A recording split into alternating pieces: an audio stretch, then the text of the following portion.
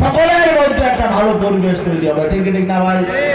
অতএব সমাজে ভালো মানুষের সংখ্যা কিন্তু বেশি।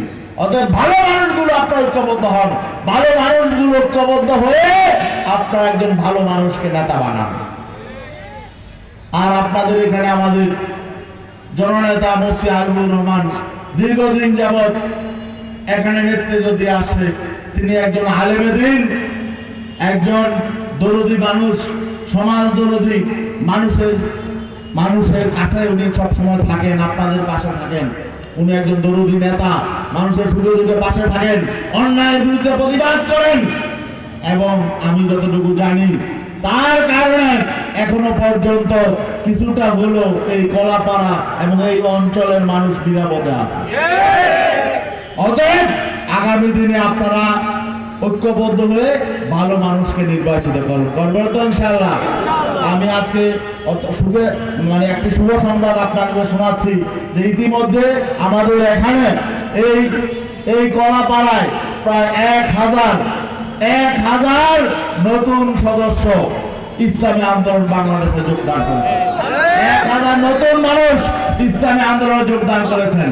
এবং আরেকটা সুখবর হলো এর মধ্যে অনেকে আছে অন্য ধর্মের, আমাদের হিন্দু ধর্মের বাইরে যোগদান করেছেন। এখানে উপস্থিত হয়েছেন অনেকে, তাই না? এখানে আমাদের বাবুলশীল, বরুণশীল, তরুণশীল, অবিনাশশীল, তন্মশীল, অপূর্বশীল, তপন ভক্ত, দীপক ভক্ত, এরা সবাই কিন্তু হিন্দু সম্প্রদায়ের আমাদের ভাই। তারা আজকে ইসলামী আন্দোলন বাংলাদেশের আদর্শ অনুপ্রাণিত হয়ে পীর সাহেব চরণরায়ের নেতৃত্বের প্রতি আস্থা রেখে ইসলামী আন্দোলন বাংলাদেশে যোগদান করেছেন।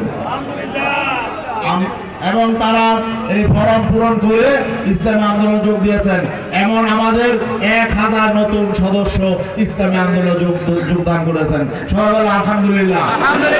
বাংলাদেশে যে জোয়ার তৈরি হয়েছে, আশা করি ইনশাআল্লাহ আগামী দিনে একটি কল্যাণ রাষ্ট্র প্রতিষ্ঠার জন্য ইসলামী আন্দোলন বাংলাদেশের নেতা কর্মীরা আগের চেয়ে আরো তীব্র গতিতে মানুষের মাঝে ছড়িয়ে পড়বে, মানুষের কল্যাণে কাজ করবে, মানুষের সহমর্মী হবে, মানুষের সুখে দুঃখে পাশে থাকবে।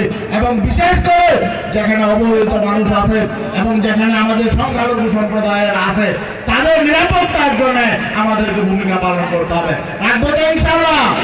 আল্লাহ আমাদের তৌফিক দিন। আজকের এই সমাবেশে অংশগ্রহণের জন্য সবাইকে ধন্যবাদ জানিয়ে আমি শেষ করছি।